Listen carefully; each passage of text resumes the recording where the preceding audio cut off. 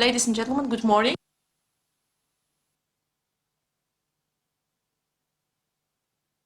So, precision farming in olive growing. We are a group of producers, a group of farmers that was founded in 2001 after trying to find in Western Messinia the best possible people, because we had the same concerns about our income, how we would be able to move forward.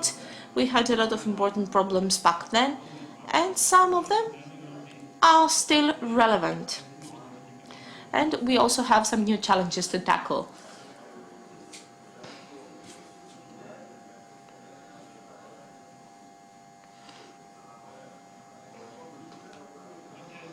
So, we were founded in 2001. We have 55 founding members. We have understood back then that this system about the integrated environmental management system could bring us forward. We have met Mr. Michalopoulos back in 2001, so we started with the best possible person, the best expert, in order to see what is happening with an integrated management system. He has advised us to focus on the environment in collaboration with a qualitative system. So next year, in 2003, we took the certifications ISO 2003, and we are the first group that combined olive growing with the environment. We did back then very innovative things, but this new Common Agricultural Policy now asks for them more. Then we were registered in the EMAS register in 2008, and then we received the EPD certificate about the olive oil life cycle analysis, which showed that we produce olive oil with a negative carbon footprint. In an era where environment is very important, the olive growing can prove that not only don't we harm the environment, but we have a zero carbon footprint. But I'm talking about the traditional olive groves.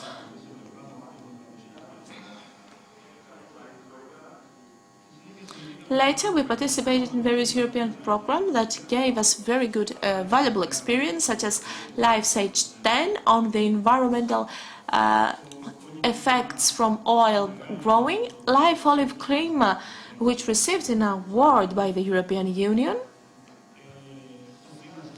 Prima Sustain Olive.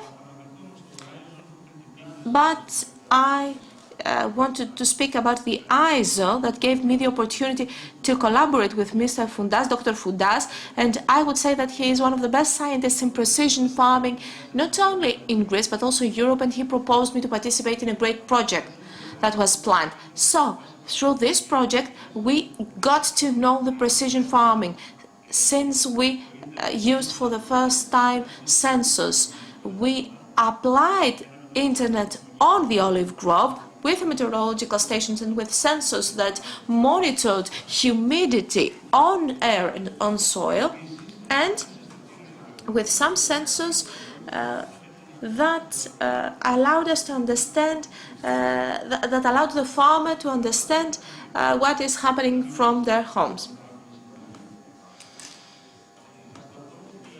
I want to say that our experience from this project was very important, because we saw for the first time the use of new technologies and of precision farming and how they can help us in our work. At the same time, that happened in an era where, due to the climate change, there was a new disease for olive groves, which was unknown, that caused great problems because it degraded our production. So those sensors gave us the information about the humidity and the temperature in winter, so at a point we were able to do some predictions. Later on, we had the luck and the opportunity, with the aid of the institution of Captain Vasilis and Carmen Kostadakopoulos, and in collaboration with the American Farm School, to go from the research stage to the application stage. So we put sensors in our lands and the meteorological stations, but now we had also technical support by the American Farming School, and we reached the next level, because information is good, but the point is how the farmer can make decisions based on that information. So today, our group is a recognized producers group for olive oil and for table olives. We participate as a partner in Prima Sustain Olive, a very important project because it focuses on the sustainability of the traditional olive growth, and we also participated in the cluster in Nova that is really interesting because apart from the implementation, we went a step further. We introduced extra sensors and meteorological stations in order to have a better information, because Peloponnese, and especially Messinia, is the fact that we have a lot of differences, important differences in the soil in very short distances, differences when it comes to humidity and temperature. However, what is precision farming? Is the application of new technologies in order to have good information that can be used in order to make good and timely decisions. All this technology gives information, but information are precise, and any decision is based on precise information. Here you can see a sensor for measuring the temperature and the humidity of the air and the soil, and here we had a test drone flight with Mr. Fountas, with Dr. Fountas, because we understood what a thermal camera may do, what information it may give to us, and how important are those information. And this is why precision farming doesn't have an end, because information have no start, no beginning. They are numerous. We had olive trees with a different shade of green, and that indicated that those trees may have a specific problem. Here you can see the maps with the sensors that have been put in the framework of Innova cluster. Those are our goals and how precision farming can help us reach those goals. First of all, reduce the cost of production, something extremely important where the cost keeps rising. Especially this year we have seen that the fertilizers are very expensive, and we even had 200% increase in fertilizers and plant protection products. We want to increase the yield with implementing good practices and managing the inputs. Sometimes in our effort to increase our yields, at the same time we increase the inputs, and at a point that we shouldn't. And this is how precision farming can help us manage our fields good in order to irrigate when it needs, to use the specific plant protection products when needed and at the dosage that is correct, decrease the harm that we do to the environment. And when it comes to the mitigating the climate crisis, is very important, and it is the duty of every single farmer and of the group of farmers to reduce the effects of farming to the environment. Also, we want to stick to the regulation, to follow the laws, since farmers are always running, and we keep becoming better and better because we have to face a legislation that keeps becoming more strict. when it comes to food production and mitigating the climate crisis. It is, unfortunately, we don't get any education on how to tackle all those challenges. And this is why our group, have invested a lot in education. And we organize 30 seminars every year, targeted every time period, in order to allow our farmers get the information that they really need in order to tackle those challenges, and to have an olive oil, a product that will have nothing that it shouldn't. There is a new opinion of Germany in order to decrease hydrocarbons even better, something that makes us really uncomfortable, because those limits are really low. And of course, to stick to the requirements of our clients. Organized farming is called upon to produce the best possible quality with the lowest possible cost, and always adhering to the needs of the client. This needs a good management, of course, on behalf of the farmers, with farming practices that will allow us not to have any residue. So precision farming gives us information in order to make excellent decisions. Of course, climate change is here, as we all know. Olive trees are a Mediterranean plant that is affected by climate change. I just want to give you an example that 25 years ago, with by spraying 2 times, we could harvest the fruit very well. But now, with the increase of humidity and temperature, we have even 7 sprayings, even 7 interventions. And you understand that if the intervention is close to harvesting, one should be very careful in order not to leave residue. But of course, it also increases the cost of production. But how can precision farming help? It allows us to have data, meteorological data of humidity and temperature of the soil. It can allow us to target the diseases and to irrigate at the same time and according to the needs of the crops. The drillings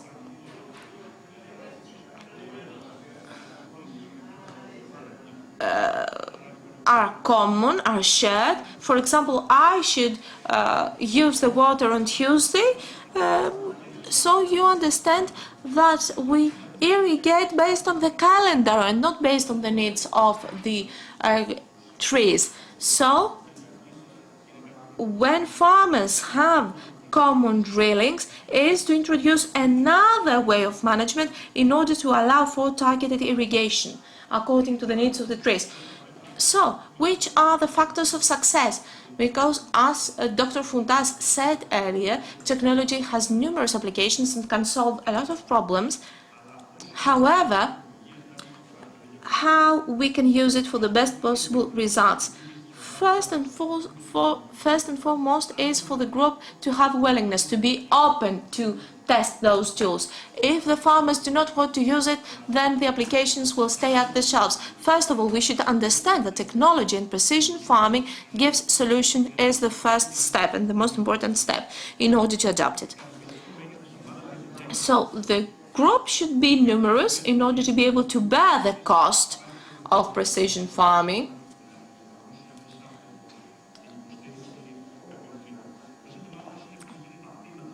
How can the group own that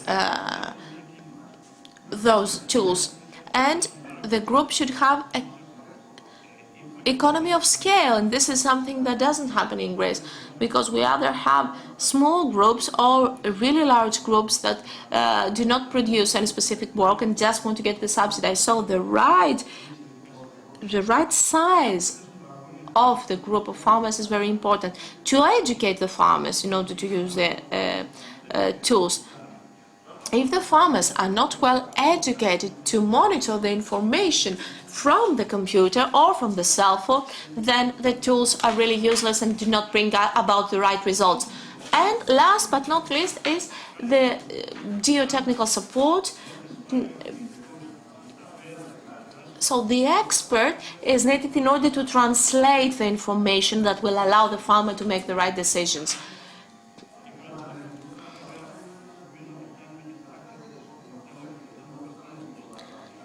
And maybe right now we don't have the applications that allow the farmers to work by themselves.